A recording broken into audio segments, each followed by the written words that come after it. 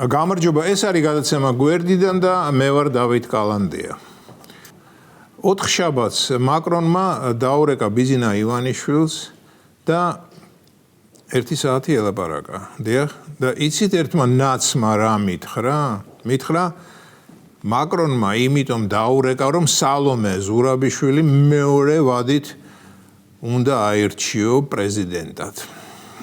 ჩვენი ფრანგული ჩამოსხმის პრეზიდენტი ნოტრ-დამ დე პარის გახსნაზე რომ წაბრძანდა, მაკრონს ალბათ აკიდო და მაჭარიც ჩაუტანა და შეშილა, რომ აი მე ჩაგრავენ როგორც მდედრ ფრანკსო. მაკრონი დიდხანს უყურებდა, იხსენებდა, მე როგორც იქნა გაიხსენა და შეეცოდა.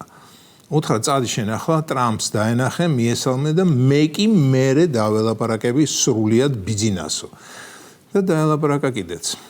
აი ორი სიტყვით გადმოგეცით ის, რაც იმ ნაცმა მომიყვა. რასაკვირველია, ცოტა ჩემბურად გავალამაზე ინფორმაციას, ასე ვთქვათ, სიმშრალე მოვაშორე, მაგრამ არსი ზუსტად გადმოგეცით. არსი იმისა, იმ ძირძველმა ნაცმა, რაც მომიყვა. ჯერ ვიფიქრე, რომ ასეთი ნიჭიერი მხოლოდ ესაა მეთქი ნაცებში, მაგრამ არა.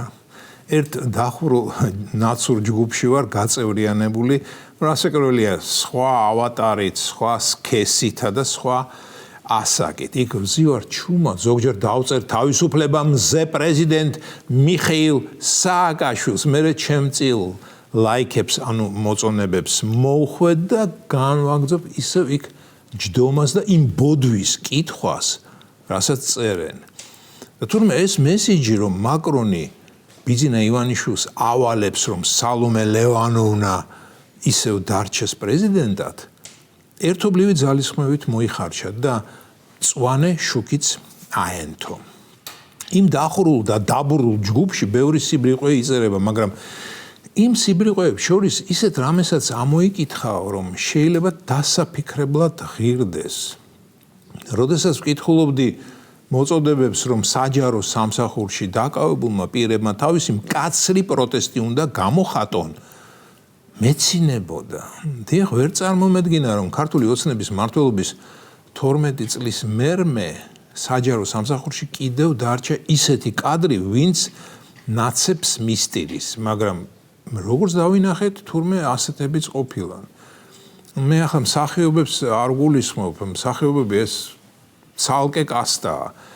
კი, თეატრების უმეტესობა სახელმწიფოს დაფინანსებაზეა, მაგრამ მაინც სხვა კატეგორია ამ წრეს ვიცნობ, რადგან ერთი პერიოდი მეც მომიწია მსახიობობა და ვიცი იქ რაც ხდება. მე ჩინოვნიკებს ვგულისხმობ და ვიტყვი ერთ რამეს. საფუძვლიანად გადასახედია საჯარო უწყებები. სამინისტროები, სხვადასხვა სახელმწიფო დეპარტამენტები, სადაც მძინარე ნაცები ბუდობენ. არ გამოურიცხავ იმასაც, რომ ისინი ჩუმჩუმად მავნებლურ საქმიანობას აწარმოებენ, დიახ. რამდენიმე ხნის წინ მქონდა შემთხვევა, რომ ერთმა ახლობელმა ერთ-ერთ საკითხზე მიმართა ერთ სამინისტროს. პასუხი მან არ მიიღო, ანუ ოფიციალურად შემოსულ დოკუმენტზე სამინისტრომ პასუხი არ აღირსა და ის ახლობელი მეუბნებოდა, აი ხომ ხედავ როგორ მუშაობს შენი საოცნებო მინისტრიო. მაშინ გავჩუმდი, არაფერი ვთქვი და ძალიან დარწმუნებული ვიყავი. ახლა კი ვფიქრობ, იქნებ ის წერილი ერთ-ერთი ასეთი ნაც ჩინოვნიკის ხელში მოხვდა და მავნებლური ინსტინქტის დასაკმაყოფილებლად მან უბრალოდ არ მისცა იმ წერილს სვლა.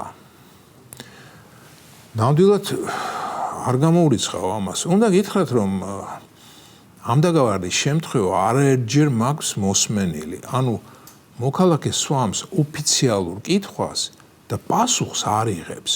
არ აძლევენ და ეს იმ დროს, როდესაც ყველა ჩინოვნიკური კანონის მიხედვით პასუხი არაუგვიანეს ერთ თვეში უნდა მიიღოს.